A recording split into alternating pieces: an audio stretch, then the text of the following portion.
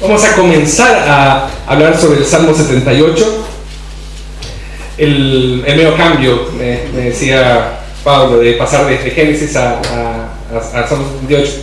Pero tiene una razón. Yo en Génesis 29:30 hablamos sobre las relaciones de pareja y habíamos planteado algunas cosas ahí sobre el tema de matrimonio. Y ahora vamos a hablar sobre el tema de los hijos. Vamos a hablar sobre comunicando la verdad a nuestros hijos. Y creo que y yo elegí este texto, en realidad es un texto que me gusta mucho en lo personal. Y yo elegí este texto por el contexto en el cual nosotros estamos ahora. Lo conversábamos en la reunión de oración de la mañana. Todo gira ahora en torno a Estados Unidos. Entonces, ahora con el tema de la Corte Suprema y el matrimonio homosexual, un país es un país, otro país es otro país, pero al final todo termina siendo parte de nuestra historia. Ayer en la marcha del orgullo gay y todo esto, yo me preguntaba cuál es la forma en la que la iglesia tiene que encarar esto. O sea, hay diversas formas. Nos paramos frente al Congreso con nuestras pancartas para decir no al matrimonio homosexual. Podemos hacer un montón de formas de hacerlo, pero creo que debido a mi formación, tal vez tengo una deformación, pero creo que la mejor forma de enseñar acerca de esto es enseñar la verdad a nuestros hijos. Es decir lo que es correcto, no solamente denunciar, porque obviamente en la denuncia muchas veces caemos, es una línea delgada entre el juicio de valor que nosotros hacemos contra otras personas. Caemos en los legalismos, en los farisaísmos, no vemos nuestros propios pecados. Hay que denunciar el pecado, pero una forma de denunciar el pecado es resaltando la verdad. Y creo que es para que no nos pase lo que dice el versículo 8. Y no sean como sus padres, generación contumaz y rebelde, generación que no dispuso su corazón ni fue fiel para con Dios Espíritu. En nuestras manos está que nuestra próxima generación, la próxima generación de cristianos y de presbiterianos en esta iglesia, puedan tener la verdad como un valor fundamental en sus vidas. Y la forma de hacerlo es que todo comienza en la casa. Todo comienza en la iglesia. No es el lugar donde se viene a aprender las verdades espirituales. Es en la casa donde se aprenden todas estas cosas. Y en la iglesia las reafirmamos, reciclamos, hacemos una retroalimentación de lo que nosotros tenemos que hacer en nuestras casas. Entonces, por eso elegí el Salmo 78, porque es tal vez uno de los textos más potentes en relación a lo que nosotros como padres tenemos que hacer con nuestros hijos. Así que déjenme leer el versículo 1 y el versículo 2. Dice así la palabra del Señor: Másquil de Asaf, escucha, pueblo mío, mi ley, inclinad vuestro oído a las palabras de mi boca. Abriré mi boca en proverbios, hablaré cosas escondidas desde tiempos antiguos. ¿Oramos? Querido Dios, te damos gracias por darnos la bendición de estar aquí, Señor, frente a tu palabra. Qué lindo, Señor, es saber que podemos estar en la expectativa de que el Dios del universo hablará a nuestros corazones y a nuestras mentes. Señor, ilumina con tu Espíritu Santo nuestra vida para que podamos, Señor, entender tu palabra y aplicarla en nuestra vida. Bendícenos, Señor, en el nombre de Cristo Jesús. Amén y amén. Amén. Como les decía, entonces a partir de este domingo vamos a hablar sobre el Salmo 78 del 1 al 8. Esa va a ser nuestras temáticas en las próximas semanas. ¿Cuál es nuestro llamado como padres e iglesias hacia nuestros hijos? Vamos a rescatar algunos principios sobre la formación espiritual de nuestros hijos. Primero, másquil. Ustedes saben que esos aparentes subtítulos que nosotros tenemos en la Biblia son inspirados, son parte de la revelación. Obviamente el título no es inspirador, se lo puso Sociedades Bíblicas seguramente, pero lo que aparentemente parece ser irrelevante, ese másquil que dice el texto, másquil de Asaf, es inspirado, es palabra de Dios también. Así que explicarles un poco sobre este término. Es un término hebreo que aparece en los encabezamientos de los Salmos 32, 42, 44, 45, 52, 53, 54, 55, 74, 78, 38, 39 y 42. Para que lo noten. Y es un término que significa instrucción de Asaf. Interesante, ¿no? Y estos salmos dan instrucciones para el remanente fiel que va a entender lo que el salmista quiere decir. Esto quiere decir que esto es un salmo propiamente tal para este grupo de gente que está interesada en que el pueblo de Dios se mantenga firme en las verdades de Dios. Por eso es mástil, porque el mástil, esta instrucción, es para el remanente fiel, para ese grupo fiel. Entonces, la familia fue y es la pieza clave para la mantención y el fortalecimiento del pacto de Dios con su pueblo. No es la iglesia, no es la sinagoga en ese tiempo, ni tampoco es el templo de Jerusalén. Es la familia, la pieza fundamental para la mantención y el fortalecimiento del pacto. Eso quiere decir de que nosotros en la casa tenemos una gran tarea, y esa tarea tiene que ver con comunicar la verdad, tiene que ver con traspasar la verdad. Nosotros tenemos una responsabilidad inmensa, y los hijos que no tienen padres creyentes tienen la responsabilidad de ser luz en medio de ese lugar. Por eso la familia es un entorno tremendamente importante para Dios. Entonces, lo primero, ¿cómo nosotros comunicamos la verdad en familia? Tenemos que escuchar su ley. Dice el texto: escucha, pueblo mío, mi ley. El diseño de Dios para la preservación histórica del pacto, como les decía, es la familia. Y dentro de la comunidad cristiana, el primer vínculo entre lo que esta generación conoce y lo que la próxima generación conocerá acerca de Dios es el vínculo entre padres e hijos. Nosotros estamos preocupados, particularmente en la séptima iglesia. Si hay algo que siempre me han dicho en la séptima iglesia, es una preocupación muy grande por nuestros jóvenes y por nuestros adolescentes. El vínculo entonces entre lo que esta generación conoce y lo que la próxima generación conocerá somos nosotros, esta relación entre padres e hijos. El texto dice que nosotros como familias tenemos que escuchar, que nosotros le pertenecemos a Dios. Dice el texto, pueblo mío. Es lógico pensar que nos está hablando a nosotros como padres, a los hijos, y les dice: ustedes tienen que prestar especial atención a esto que yo les estoy diciendo, porque esto no es una mera doctrina, esto es vida para sus familias, esto es asegurar literalmente el futuro. Entonces Dios se relaciona con hombres y mujeres solamente a través de un pacto con su pueblo. Entonces, ¿qué espera Dios de aquellos a quien Él revela su pacto? Espera dos cosas.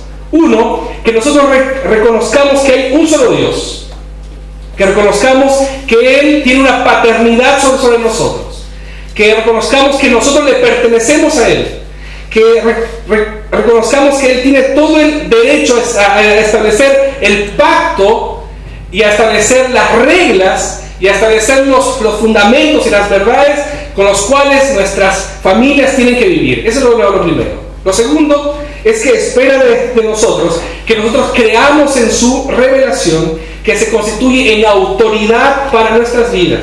Eso quiere decir que no solamente tenemos que creer que la Biblia no tiene errores, sino que tenemos que creer que la Biblia es autoridad, de que lo que diga la Biblia, eso es autoridad para nosotros.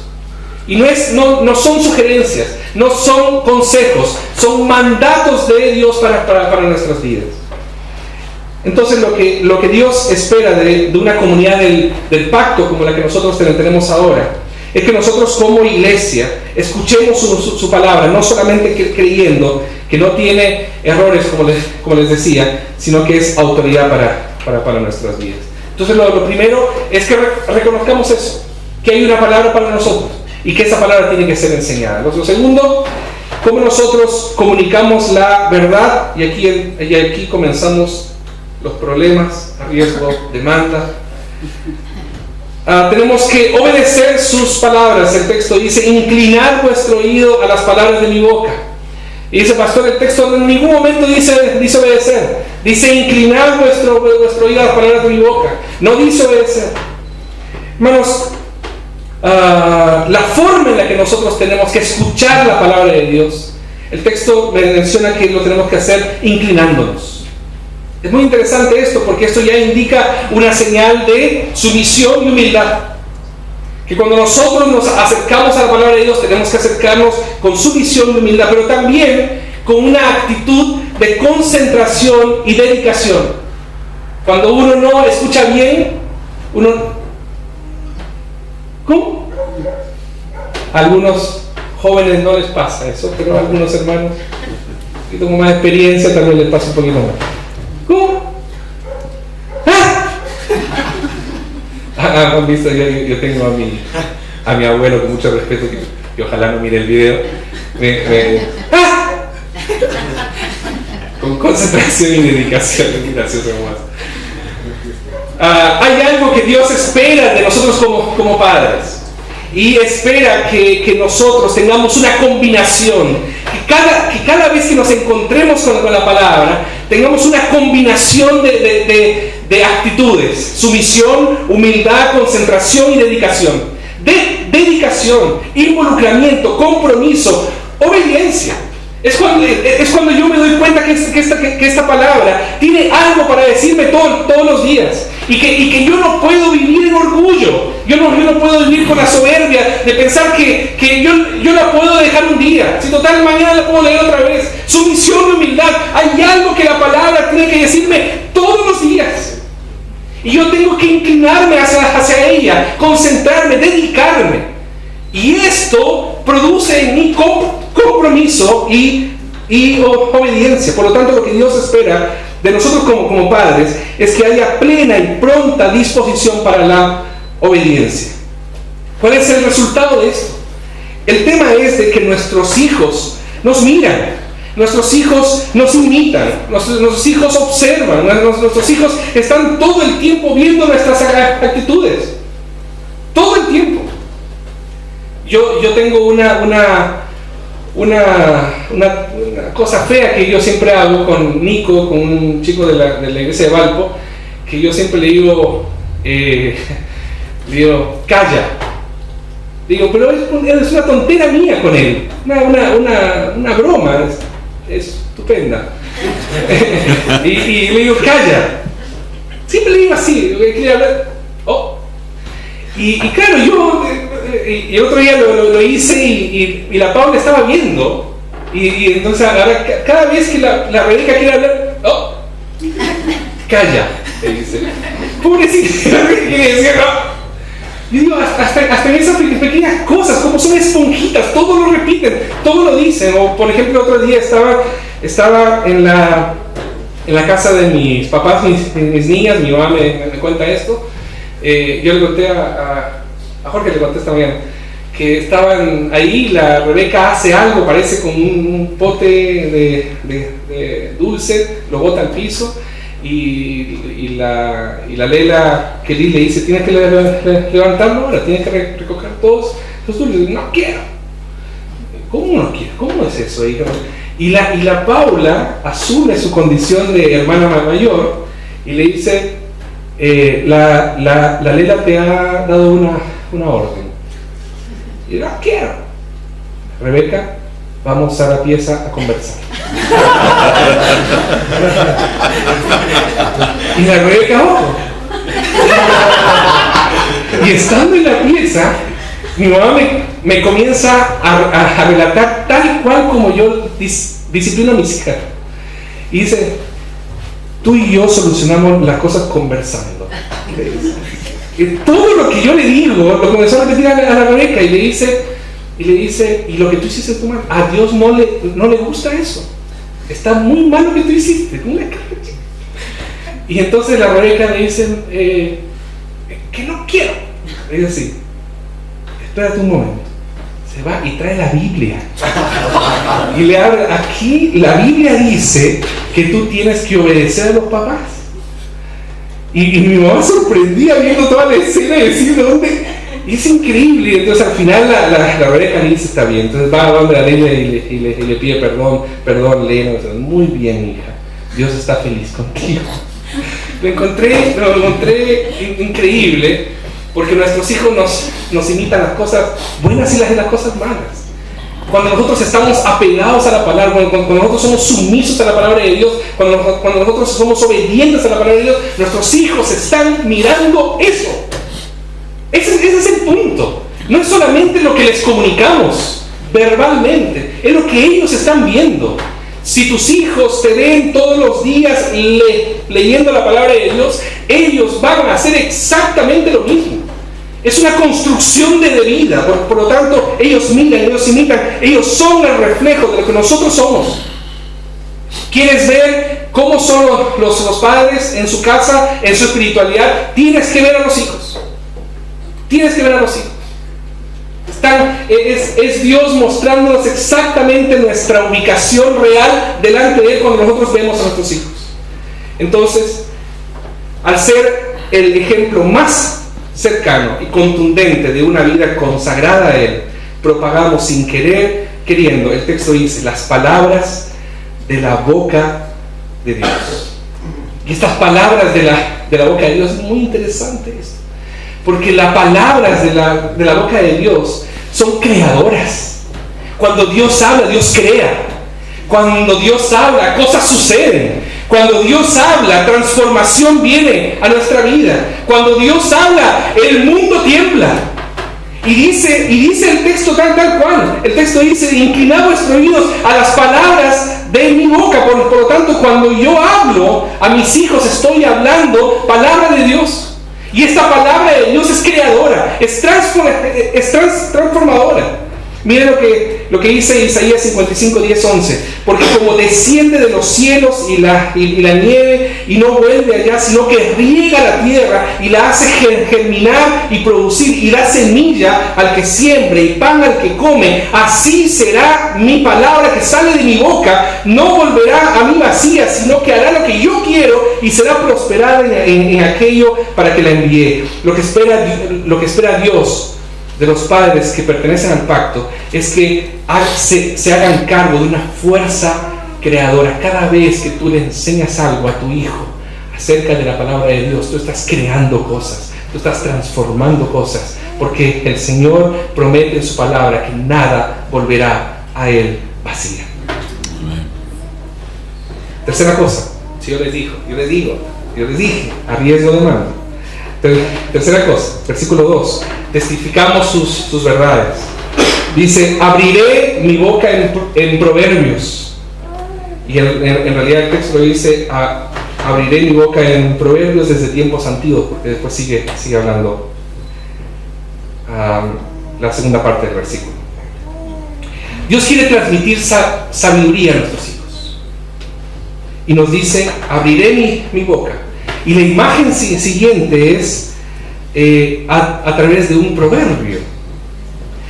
Cada vez que nosotros le contamos una historia bíblica a nuestros hijos, la propia boca de Dios estará testificando la sabiduría suya a nuestros hijos. La palabra proverbios es la misma utilizada para el libro Proverbios, que hoy estábamos, el domingo pasado vieron ustedes Proverbios. Y su significado básico es comparación. Es decir, un dicho que emplea una esfera de la vida para iluminar otra. Pero es más que eso. Dios quiere testificar sus verdades maravillosas a sus hijos. Por eso esta palabra encierra en sí mismo esas ganas del Señor de discutir, de dialogar y de presentar temas de un carácter profundo, elevado y difícil. ¿Cómo yo le explico a mis hijos? ¿Cómo a mis hijos o hijas? ¿Cómo yo le explico a mis hijas acerca de la gracia de Dios? Tengo que utilizar proverbios. Tengo que utilizar otra forma de hacerlo. ¿Cómo yo les le explico que vino Jesús a morir en una cruz, en una mente, concretamente? ¿Cómo yo le digo que esa muerte hace que yo sea limpiado de mis pecados? La única forma de hacerlo es empleando proverbios, nuevas formas de comunicar. No hay otra forma. ¿Cómo explicar a un niño de forma lógica si el amor de Dios no tiene lógica? Entonces, tiene que ser esta palabra. Mashal es la palabra, proverbios, que es mejor traducida como parábola. Y es la misma utilizada por Jesús. El texto dice en Mateo 13, 34, 35, todo esto habló Jesús por parábolas a la gente, y sin parábolas no les hablaba, para que se cumpliese lo dicho por el profeta cuando dijo: abriré en parábolas mi boca, declararé cosas escondidas desde la fundación del mundo. Parábola no es una mera historia. Parábola es la posibilidad de que yo pueda entregar verdades importantes, significativas y extraordinarias. ¿Saben lo que hacen las parábolas? Buscan hacer una conexión entre la verdad de Dios y nuestra historia. Yo me resisto a pensar de que nuestras hijas solamente tienen que memorizar textos bíblicos. Yo me resisto a pensar de que solamente tienen que aprender doctrina. Hermanos, cuando el texto me está hablando que el Señor va a abrir nuestra boca, abrir su boca para que nosotros le compartamos a nuestras hijas a través de parábolas, me está diciendo: busca hacer una conexión entre la vida de tus hijas y la historia de Dios. Es la única forma en la que yo puedo comunicar. Es como ellas van creciendo. Es como ellas van encarando esto de Dios. El otro día estábamos en nuestro devocional y yo y dije, ya niñas, después de la lectura, después del cuento, porque ellas le dicen cuento todavía, que no es un cuento, ¿no? pero ellas le dicen cuento o la historia, y oramos, y yo comencé a orar, y estaba orando, y la Paula estaba orando, y la Rebeca no estaba orando. La Rebeca estaba dándose vuelta. Decía, había sido poseída por un espíritu o algo así. Y estaba orando, y yo no sé qué hacer. Claro, porque para orar a mí me han enseñado que tengo que estar quieto. Para orar me han dicho que yo tengo que cerrar los ojos. Para orar me ha dicho que yo tengo que prestar atención. Yo tengo que enseñarle a mi hija eso. Y estaba orando y tuve que parar la oración y decir: te quedas quieta, porque estamos orando a Dios. ¿Cuál es la imagen que le dejo a ella? ¿Cuál es la imagen que le dejo a ella? La imagen que le dejo a ella es un Dios malo, que cada vez que la hablo tengo que estar con miedo. No conecté la historia de ella con la historia de Dios. Cuando el texto habla de proverbios, de parábolas, es conectar la historia de mis hijas, ser sensible a la historia de ellas, y conectar a la historia de Dios es hacer una recreación simbólica de lo que es Dios. Por eso el trabajo de ser papá es muy difícil. Por eso contar, por eso explicar, por eso testificar a nuestros hijos acerca de Dios es muy difícil.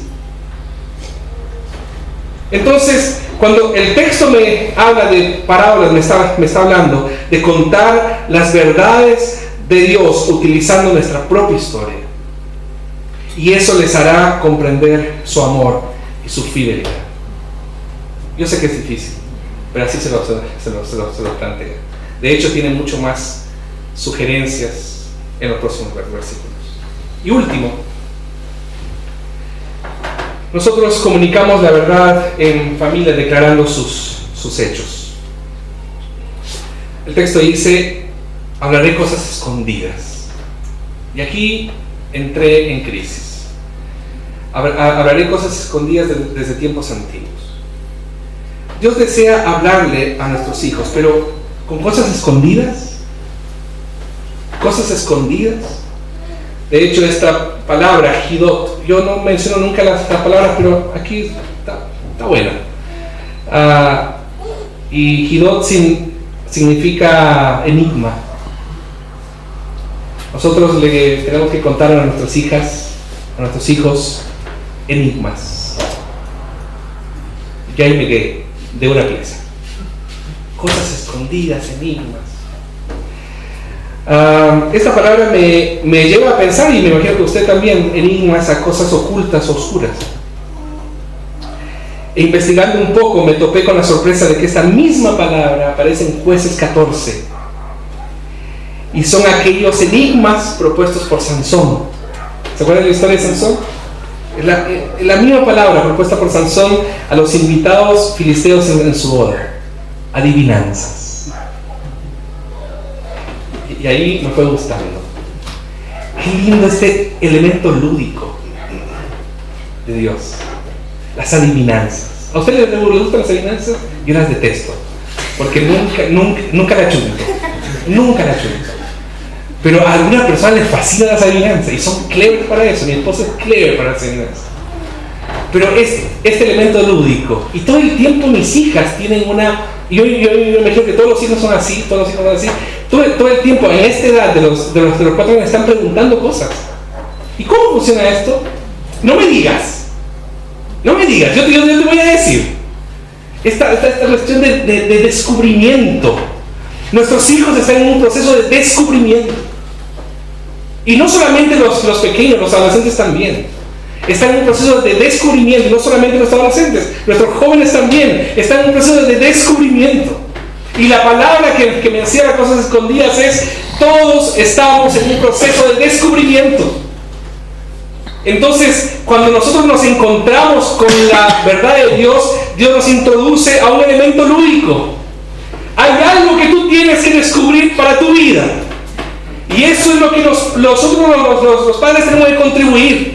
Tú lo vas a descubrir. Y estas son las señales. Estas son ¿cómo se dice? Estas son las indicaciones, los tips, los consejos para que tú llegues a ese punto. Es como cuando mi hija tiene que intentar llevar el ratón al queso en un laberinto. Y le da ciertas opciones, este elemento lúdico, cómo hacer para que mi hija descubra cómo llegar al queso, cómo descubrir, para que mi hija descubra que tiene que llegar aquí, a entender de que ese bautizo que nosotros hicimos es una muestra o es una señal de lo que Dios quiere hacer en su vida. ¿Cómo hacer? Es un enigma. Es un descubrimiento, es un proceso, y eso no termina con niños chicos, adolescentes o jóvenes. Eso no termina. Por lo tanto, los enigmas en realidad nos lleva a pensar en este elemento lúdico y nos relata una historia cuyo significado debe ser determinado por nosotros. Nos cuenta hechos increíbles de Dios, cuyo significado debe ser descubierto por nosotros con la ayuda y el auxilio de su Espíritu. ¿Cómo le dejo una tarea? ¿Cómo contarle a nuestros hijos la historia de David y Goliat sin resaltar la figura de David?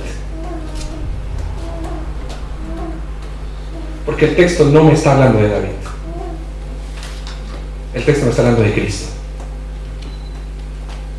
Yo tengo que llevarlo, ese descubrimiento tiene que entrar, nosotros tenemos que entrar en este elemento lúdico con Dios. Entonces las cosas escondidas no son los hechos históricos, pues se da por sentado que nosotros conocemos esas historias. Tú le puedes contar a tus hijas y a tus hijos todas las historias bíblicas. Eso me ha pasado a mí. Todas las historias bíblicas se las pueden saber de memoria, pero ese no es el punto. Contarle a mis hijas para que se aprendan las historias bíblicas, ese no es el punto. El punto es que ellas tienen que descubrir en esa historia al Salvador de sus vidas. Eso es lo difícil. Y eso es. Y el Señor me dice, compadre, no me dice así, pero hijo mío, me dice, bueno, ahí está, el ratón y el queso. Eso es ser padre, Caleb. La historia, Cristo. Esa conexión tienes que hacerla, porque si no, tus hijos van a ser religiosos. Tus hijos van a saber muy bien las historias, pero no la van a conectar con sus vidas. Entonces nuestro desafío es que Dios se dispone a testificar de sus obras, no solo para que conozcamos lo extraordinario que es, sino fundamentalmente para que conozcamos lo extraordinario que puede ser en nuestra vida y en la vida de nuestras otras familias. Me salió bonito esto. ¿Se lo puedo repetir o no? Amén. Gracias, María. Gracias, Sigma. Dios se dispone a testificar de sus obras, no solo para que conozcamos lo extraordinario que fue, sino fundamentalmente para que conozcamos lo extraordinario que puede ser en nuestra vida y en la vida de nuestras familias. Ojo ahí, tengo harta tela que cortar todavía. ¿Cómo comunicamos la verdad en familia? Tenemos que escuchar con humildad, con compromiso, con dedicación a la ley. Tenemos que obedecer sus palabras, porque nuestros hijos nos están mirando, todo el tiempo nos están mirando. Tenemos que testificar sus verdades a través de parábolas, a través de proverbios, conectar la vida de nuestros hijos con la historia de Dios, y tenemos que declarar sus hechos para que podamos llevar la historia de la Biblia a Cristo y conectarlo con la vida de nuestros hijos. Tan simple como eso. Que el Señor le bendiga. ¿Oramos?